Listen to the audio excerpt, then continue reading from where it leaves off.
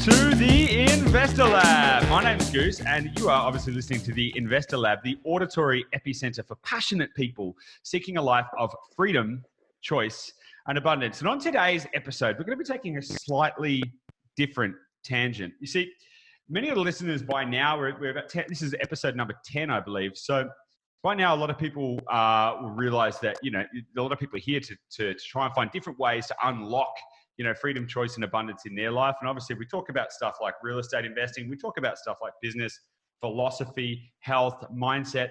And one of the things that I think rings true for everyone, no matter where they are on their wealth journey, whether they're an entrepreneur or an investor, is that sometimes the greatest transformations and the greatest impacts can come from our deepest struggles and also our wildest histories. And I'm a testament to that.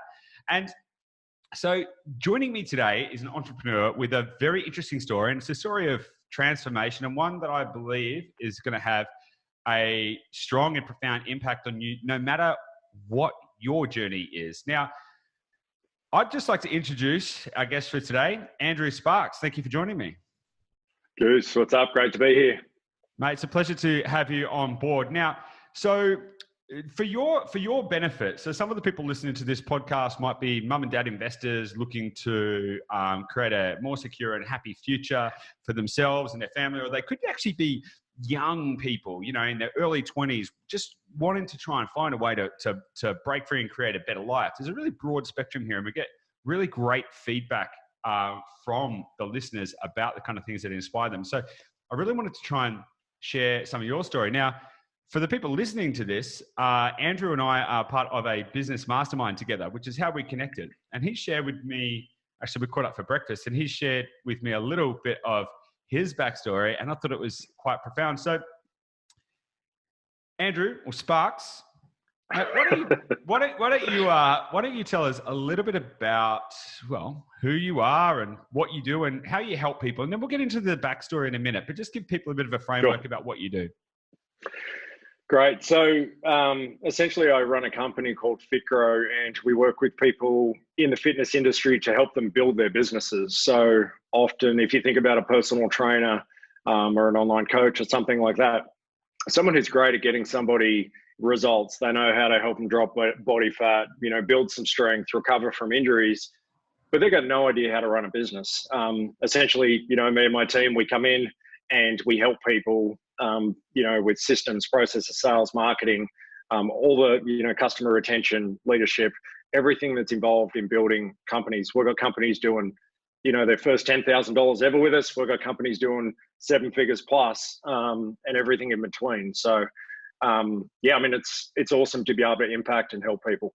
Nice. And how long have you, and the name of the company is FitGro, right? So FitGro, correct. FitGro. And how long have you been running FitGro? In one form or another, the company's been around since 2011. So we really niched back in about 2013, 2014 in the fitness industry. I'd had a lot of success with people in the fitness industry before that. So really since then, and what is it now? It's 2020. And back in late 2017, I moved the company from Australia. I was in, Sydney, Bondi Beach, not dissimilar than yourself. And now we're in Seattle, Washington in the US, and been over here a couple of years, and it's been awesome. Really good move. Nice. And what actually prompted that move? Why did you decide to move from, mate, I get to go to Bondi Beach every day, and some of my friends encouraged me to take holidays. And I was like, why would I want to go anywhere else? And what prompted the move to Seattle? Seattle wasn't the first stop, but the move to the US really was just to play a bigger game. I guess we'll talk about my backstory in a little bit, but really, I knew that there was more out there. I felt that me on a personal level, I tried to really find some great networks and some, I guess I just want to be my best. And I think that when I think about creating opportunity and having a much larger opportunity, the size of California here in the US is larger than the population of Australia in its entirety. And for me and for my wife to kind of really step things up and take them to the next level, really comes back to being in a place where there's a lot more opportunity and a lot more abundance. And I guess that's, why we're here to talk about as well. Absolutely. You touched on a good point there, abundance and seeking the environment that's going to allow you to create that. So Okay, so you started FitGro in its kind of first iteration in 2011, but I mean, what were the series of events that led to that? Because as I understand it, you weren't always an inspired fitness professional helping others to achieve freedom in their own lives. You want to tell us a little bit about that? Yeah. So what was I? Dropped out of school at 15, went into construction. So I was a plumber. And then by the time I was 20, had my, I went to TAFE and did the regular thing. And then by the time I was 20, I had my own plumbing business. At 21, I think, it was 21, 22.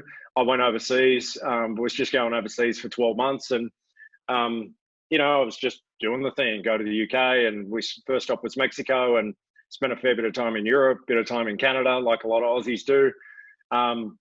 That 12-month trip ended up being 10 years. So I spent the first 3 years, with a bunch of travel, but predominantly living in the UK.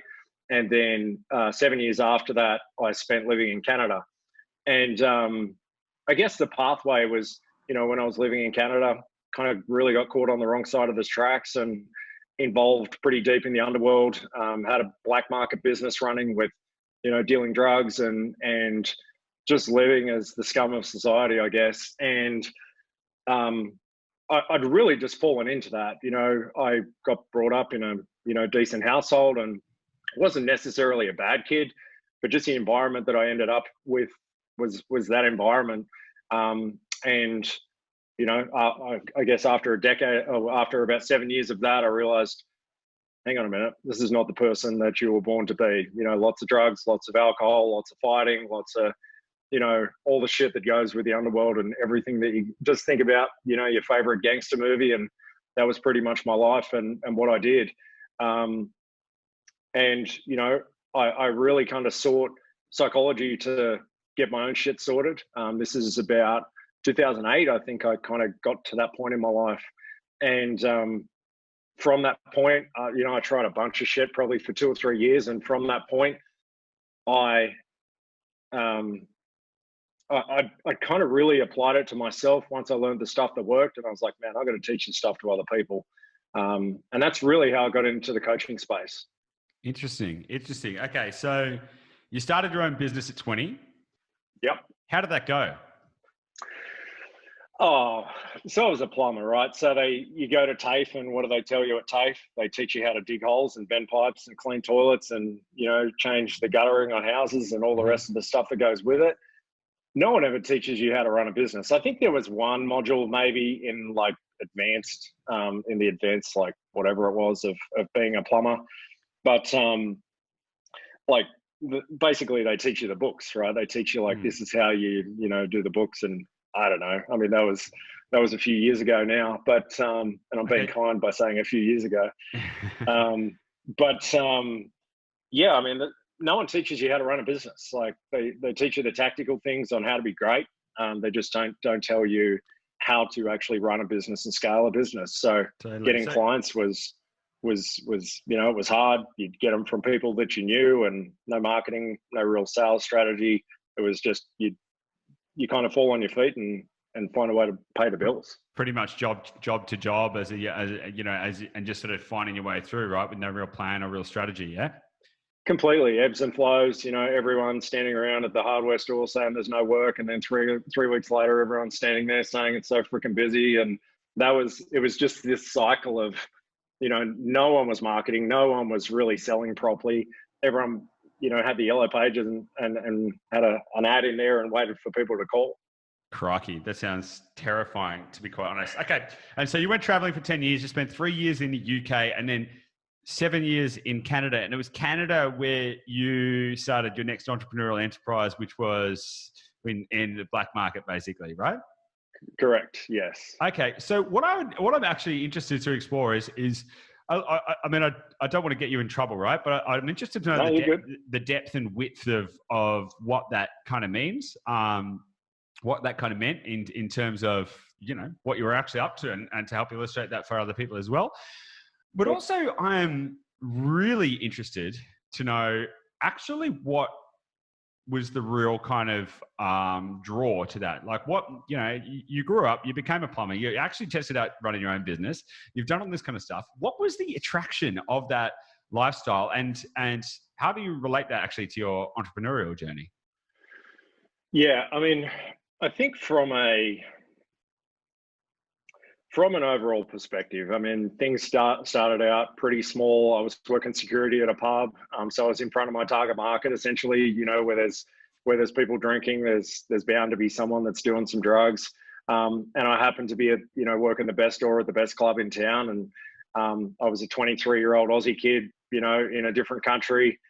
So I was kind of popular amongst guys and girls both, and so really, you have the first part of marketing, which is to get attention, and I had that attention of the right people. So from there, I mean, over the next probably 5 or 6 years, I've moved from doing, very small deals in pubs into, at the height of it, moving a couple of kilos of coke every week, and a couple of pounds of weed and a bit of other stuff as well. Cocaine really was the main drug of choice, and I mean, I wasn't doing all the profits, but let's not pretend my nose was untouched either. But quite honestly, I did build a decent business from it. And it wasn't until, a couple of years ago that I really kind of dived in, and I was like, what did I actually used to do in that business? And I honestly applied the fundamentals of business. What did I do to get attention? What did I do to generate leads, convert customers, and so forth?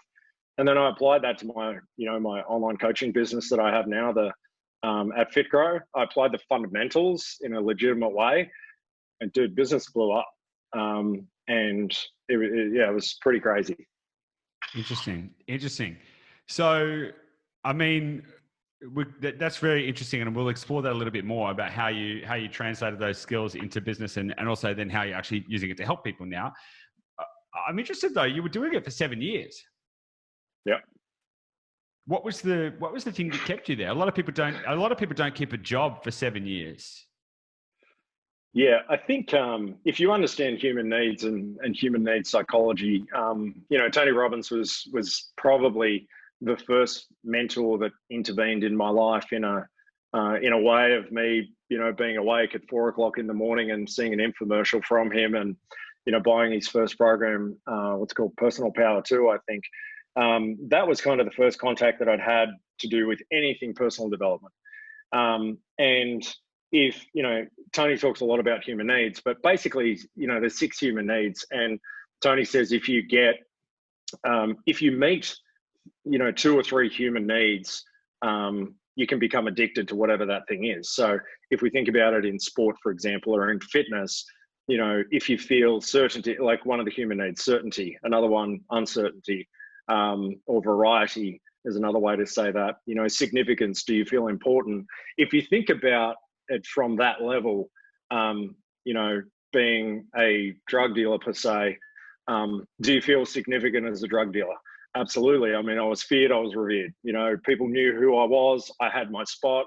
If you screwed around in my zone, then you were going to get it, you were going to know about it. So do you feel significant? Absolutely. Is there certainty in it? Absolutely. Is there uncertainty and variety in it? Of course there is. So there's just 3 of the 6 human needs that were kind of met. Really, I didn't start out to think I'm going to build this, big business. I started out by, just going into the pub one night. One of the bartenders was like, one of you doormen, one of you security guys should be, selling some gear. And I was like, all right, I can do that. And it kind of just flowed on from there. And it wasn't, I had people working for me over time and stuff like that, but it wasn't like I had this clear plan. It was just, my human needs were being met by what I was doing.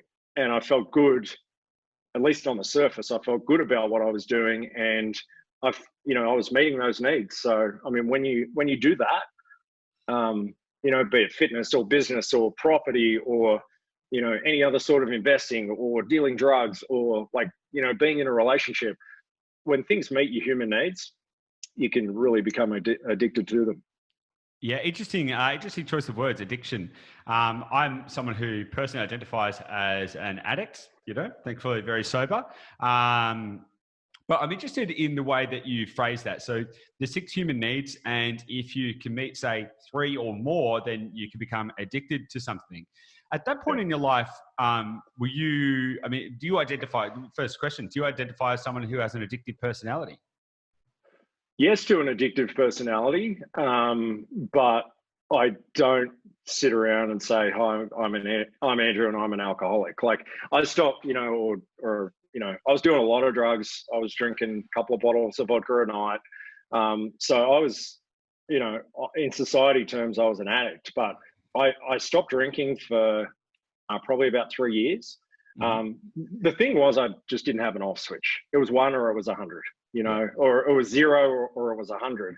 And over those 3 years, once I really learned how to understand me and my mind and psychology, I gradually kind of went back and I'd have a beer, and, I could go and have, like, I rarely drink. Like I might drink, once every 3 months, and it would be like one night. Like it's just not something that is in my life now, but I definitely don't say that I'm an addict. Like, I don't desire drugs or cocaine or anything like that at all. I don't crave for a drink like I used to. I'm just a completely reinvented version of myself. And I think, quite honestly, the attachment to that name just keeps people stuck. I had people that, interesting, when I was doing drugs or drinking, this might conflict with, with kind of some of your beliefs as well. But like when I was doing drugs and drinking and trying to get off, people were like, "Hey, I'm going to AA." There was a couple of people in the group, and I'm like, I don't want to sit around with other people saying, this is who I am, because then I identify with that. I just want to stop the behavior and be a different person. And I was able to do that. And like I said, I could go and have 6 drinks tonight if I wanted and stop at number 6. I just choose really not to drink that much. Nice. I think that's an interesting point, that sometimes self-labeling, just in the same way that people can call themselves an idiot or have negative self-talk, that self-labeling. And if you immerse yourself in that, you can create unnecessary connotations around your identity and who you are in life. I think for myself, my story is actually fairly similar to yours in a lot of ways. And I was in that same position. It was 0 or 100 or 100,000. It's just like no middle ground. So whilst I don't sit around, scratching at the walls thinking about having a beer at all, it's just not just like you, it's no longer a part of who I am. There is just there was no emphasis for that for me. I also know that, there are limitations to, like, for me personally, I probably wouldn't go and have a couple of beers, So I think it's all about the individual. But I think it's a good point, though, that that self-talk and self-identification can, whilst it can be healthy to take stock of who you are, where you're at, know and take ownership, it can also sometimes be negative. So very, very interesting stuff. So how do you think then, or what do you think, aside from watching that Tony Robbins infomercial, what was the big pivot point where you went, okay, I'm going to stop selling cocaine and I'm going to start helping fitness professionals? What was the turning point? How did that actually happen? And what was the most significant change? I don't think you can isolate, if I was standing on stage in front of 10,000 people right now, and potentially I am, right? But I think, people say there was this one moment that changed. I mean, I'd had my life threatened. I'd been, super unhappy for a long time. Like I was deep in this world, and it was just kind of part of what I did. I don't think there was one thing per se, but, I got to a point where I was unhappy, and I was like deeply unhappy, like I would fucking bawl my eyes out just throughout the day for like no reason and not really figure out why. And I think I went on antidepressants for a little bit because that was what the doctor prescribed. But really I was just, and honestly, I mean, that's not even really part of my story. It's like, that was a moment in time. And I think that, I think the transition came from a lot of different changes. I've invested at least $500,000 now into personal education and probably business education as well. I had coaches, for years at a time in different areas of my life to help me progress and be better and be stronger and all that stuff. And there's no one thing, we're complex as human beings. Lots of little things can kind of tie into other things, but the pathway really was, I'd I'd seen that infomercial. I'd picked up one of his books, a secondhand book, actually, that I think I've got around here somewhere for like $4 at some, random secondhand bookstore. And, I went to one of Tony's events in Florida, and, which was just a life changer. And I think I just saw a different world. And then I went down the pathway of, like I'm masters in NLP. If people understand psychology and know what that is, I'm advanced diploma in hypnotherapy. Like I'm studied, like I'm learned. I'm not just, a coach who's, overcome some stuff. Like basically I'm a trained therapist and a trained coach. And for me, it was, that was a lot of the big turning point where I was like, okay, cool. Now I've got some skills for myself and I could see my own life change, and I was starting to change and develop. And, I'd taken all that energy that used to go into drugs and alcohol and put it into triathlon. I spent 3 or 4 years pretty competitively training and racing, in triathlon while I was in Australia, and a bit of time in Canada as well. So, there's not really one thing per se, but, to cut a long story short, I went and got trained and educated. I found some things that kind of worked for me. And I started working with some entrepreneurs and some people in sport to get them better results. I wasn't teaching business strategy, quote unquote, at that stage. I was more just teaching performance, better performance, kind of life coaching and performance coaching. And then over time, started working with some entrepreneurs. A bunch of those people were in the fitness industry, developed a name within the fitness industry. People started coming to me, and I guess the rest is history. Nice. Mate, that's good, because what I'm interested to know, like obviously you've had a full journey, and from what I picked up on everything you said, there are many facets to creating a holistic and balanced life, including health, education, finances. There's 6 key areas, and it kind of feels like you went through a pathway of realigning all of those 6 key areas. We've actually got them up here. So we've got health, mindset, finance, career, intellect, family, social, all of these kind of things, right? So, and kind of aligning all of those to get yourself back in balance. Now, one question I've got for you though is, obviously you work with people at different stages of their own journey. As you said, some people who are just starting out, making their first 10 grand, and other people doing 7 figures. How does your experience directly translate, or actually what similarities do you see between your journey and other people's journey, and how you're able to use that to help accelerate people's growth? I think, what am I, 40 years old now? When you're 20 and 21 and you think you know everything, and then, you turn 30 and you think you know everything, and, now I'm 40 and I realize I don't know anything. But what I do know is a lot more. I know a lot more than kids that are, 20 or, even 30. And quite honestly, because of the life experience that I've had, I'm just so adaptable, because I've been in more situations than, 99% of people.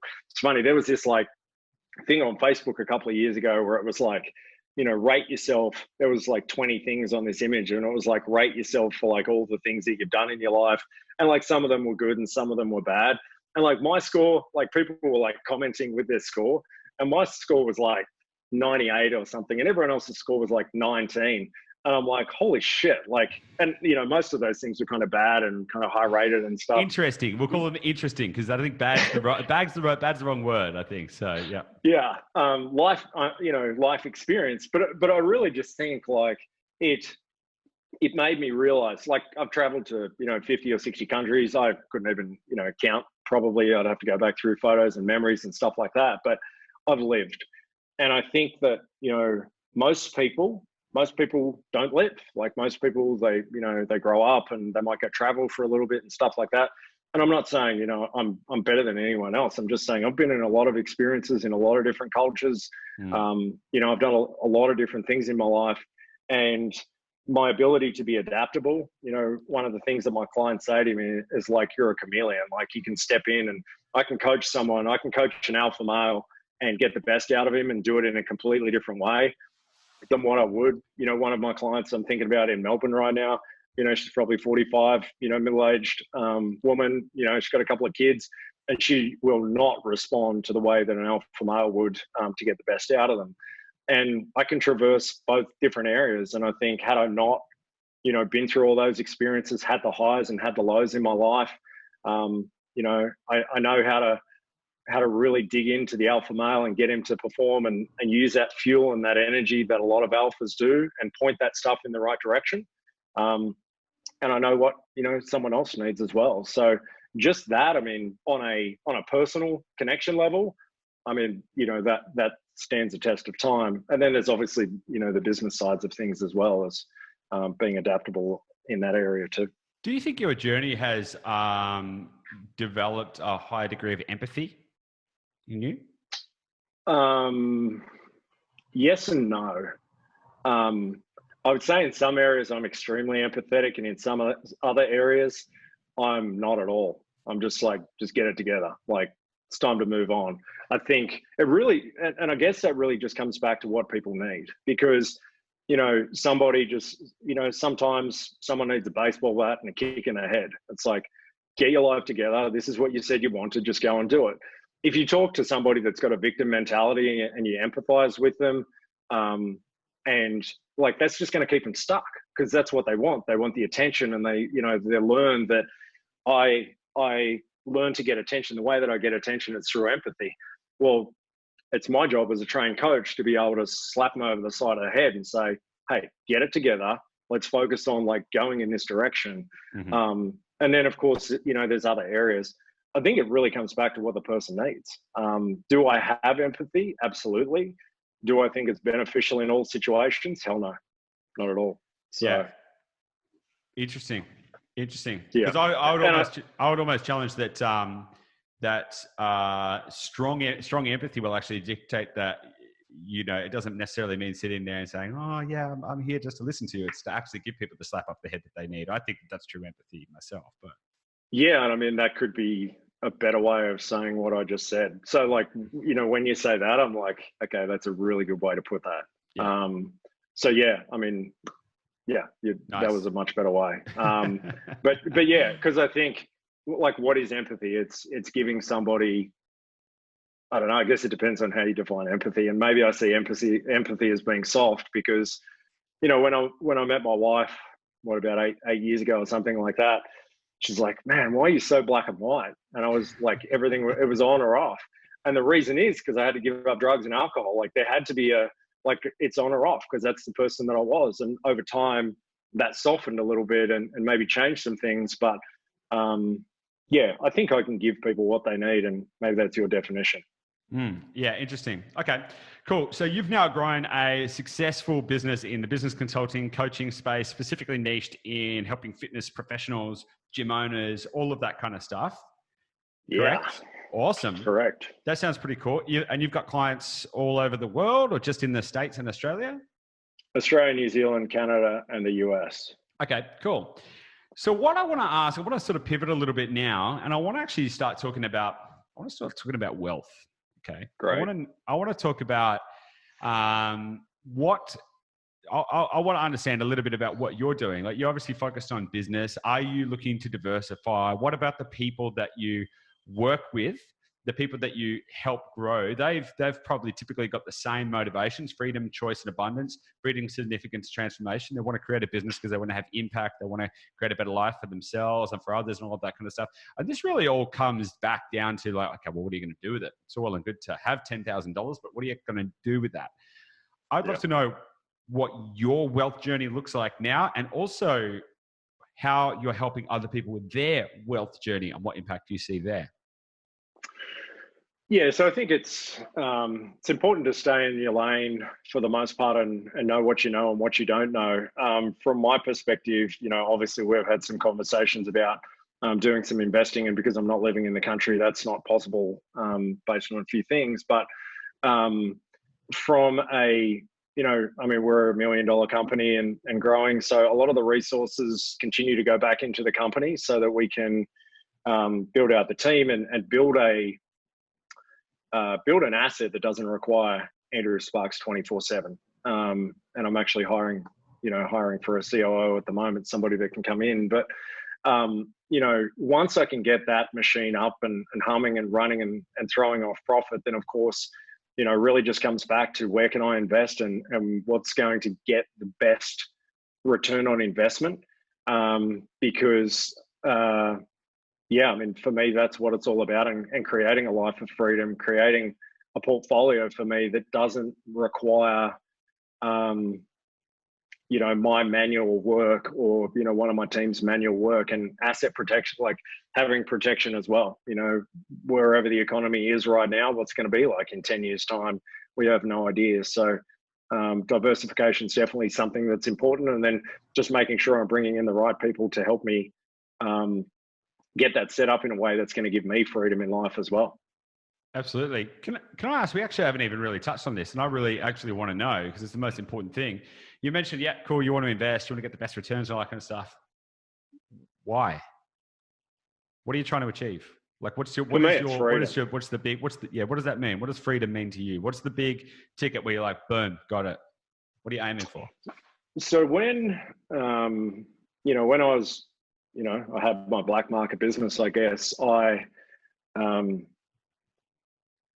got it to the point where I had a lot of people working for me, and the work became pretty easy. It didn't go for, went from, maybe 40 or 50 deals a day down to 1 or 2 deals a day, and, maybe 3 or 4 deals a day, if I think about the people that were working for me. And I got myself to a position where, I had a company, and, be it good or bad, I'm sure there's people that think it's terrible and I'm a terrible person, but at the same time, it was a company. It was making money and it was doing well, and it gave me a life to be able to basically do what I want when I want. And while I don't condone that behavior and think that it's the way that people should live, I've experienced that, and most people in life don't get to experience that.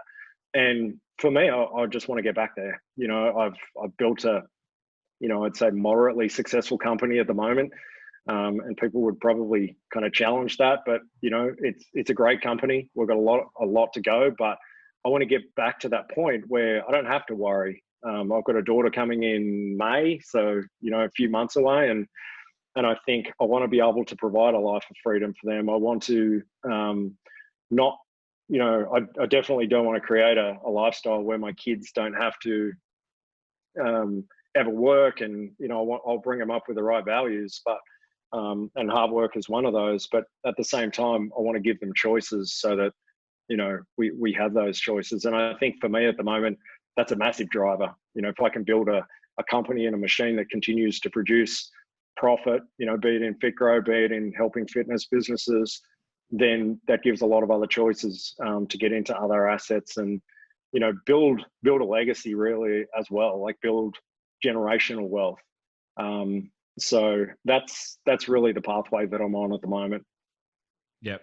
Yeah, I resonate with that, because a lot of the time for people in business, it's very hard sometimes to build equity in a business. It's easy to build cash flow, money in, money out. And I know quite a few of our clients.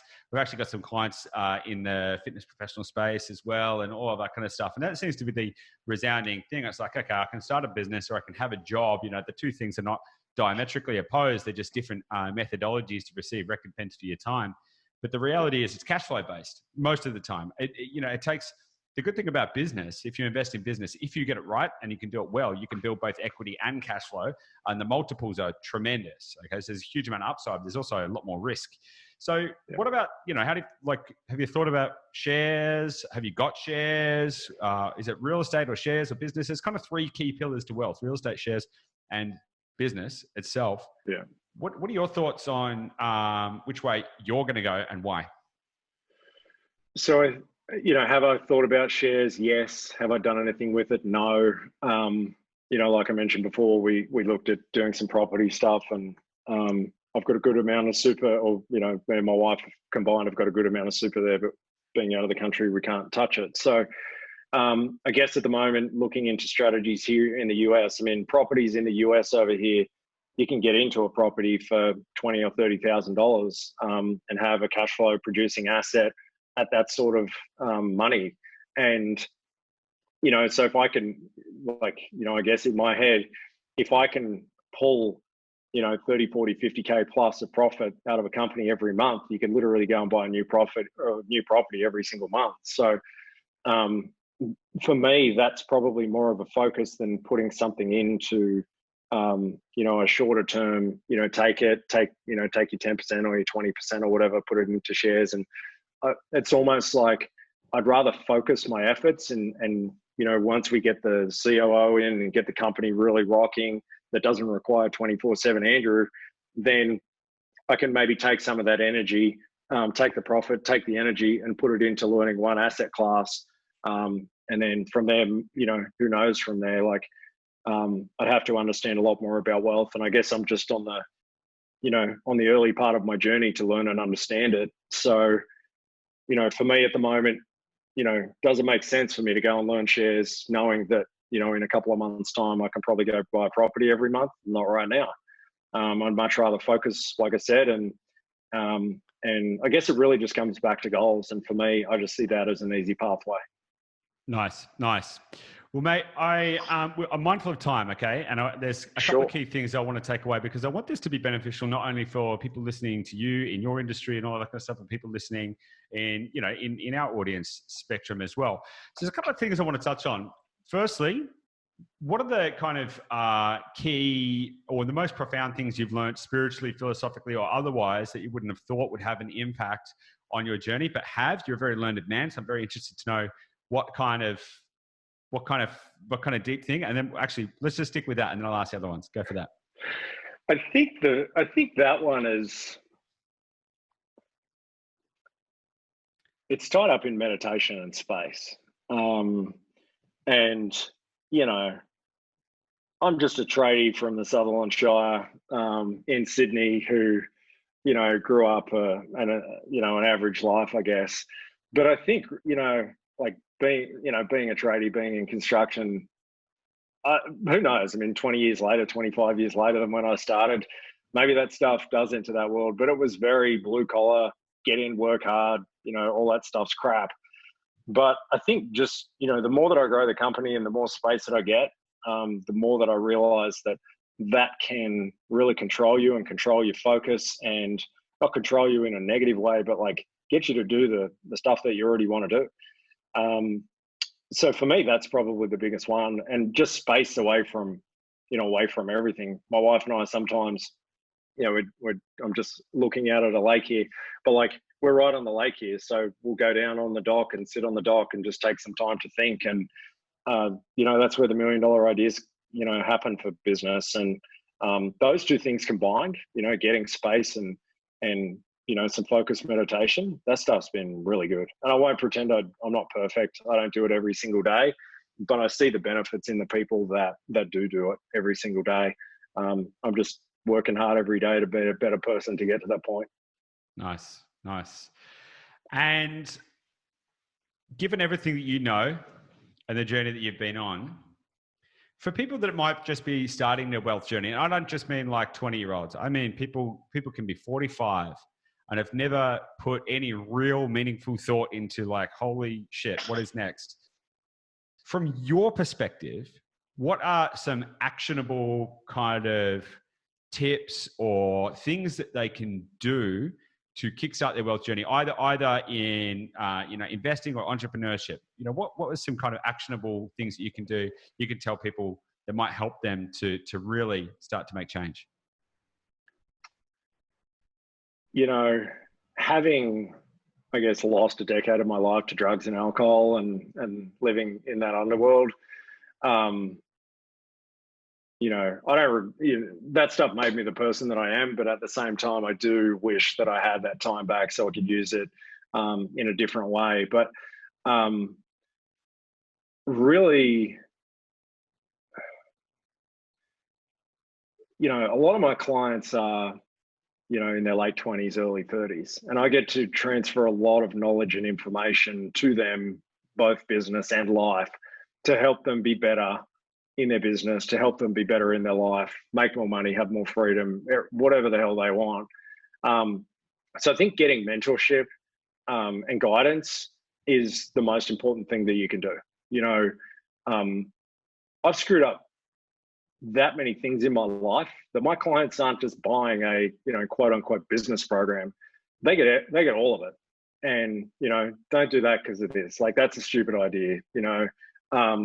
and really just like, and because there's experience behind it, there's like, don't do that because of this. Like, it's not just some pie in the sky thing. So I think mentorship is probably the number one thing. And something I've been thinking about a lot recently. I've got an online coach that I work with, you know, for my own body and stuff like that. And one of the things that I've really been focused on over the last little bit is compound interest. And I know you probably talk a lot about this, but I'll use it in the context that I've been thinking about it in.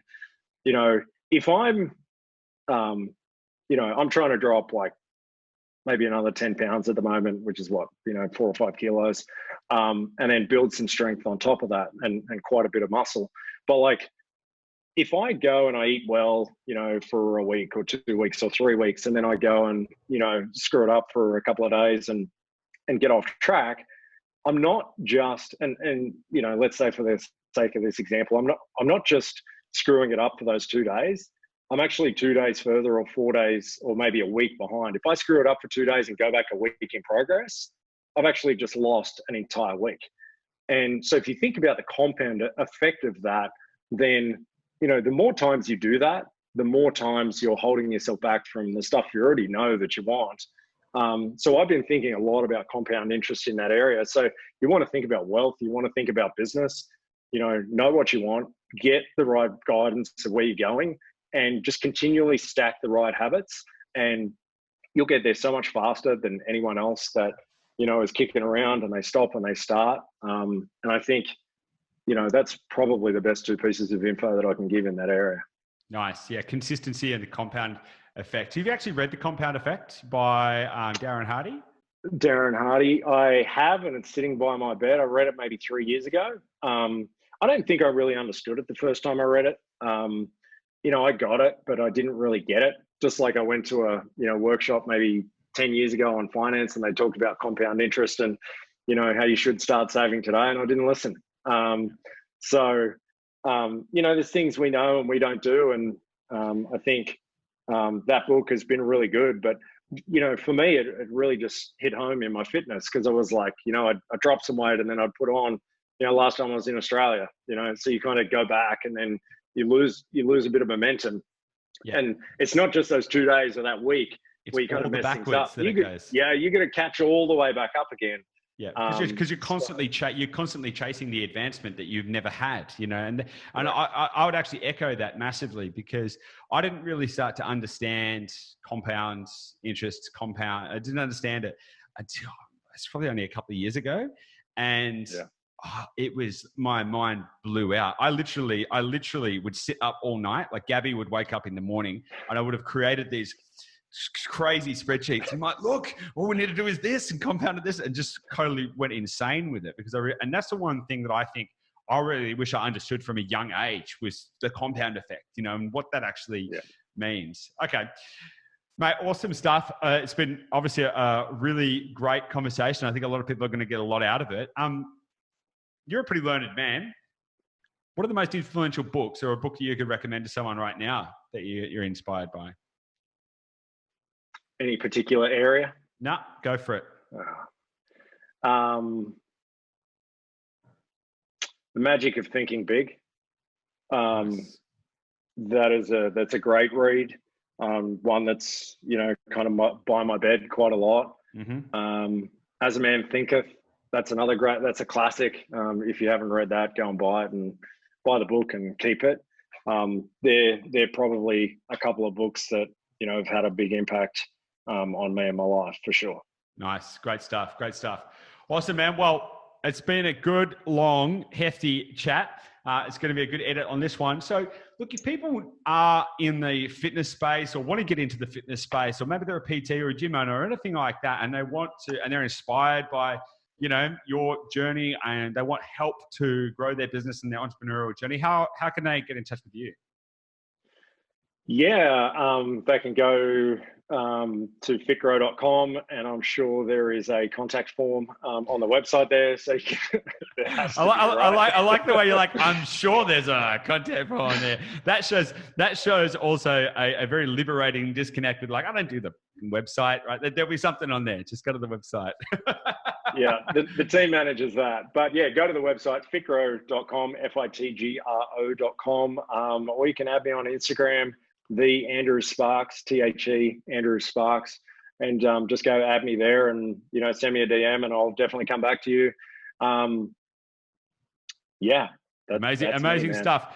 And if you like what you're hearing, subscribe to the podcast. And if you want to join a community of like-minded entrepreneurs, everyday Australians and people all over the world seeking a life of freedom, choice, and abundance, want to be part of a community where you can share with other people like that, join us in the Investor Lab group. So facebook.com/groups/the Investor Lab. And if you would like to speak to me or my team about investing in property and building wealth in your own life, then you can head to www.dashdot.com.au, reach out there, or shoot us an email at hello@dashdot.com.au. And of course, if you have any suggestions of things that you'd like us to hear, talk about in the future for future episodes, let us know. Look forward to seeing you there. Bye.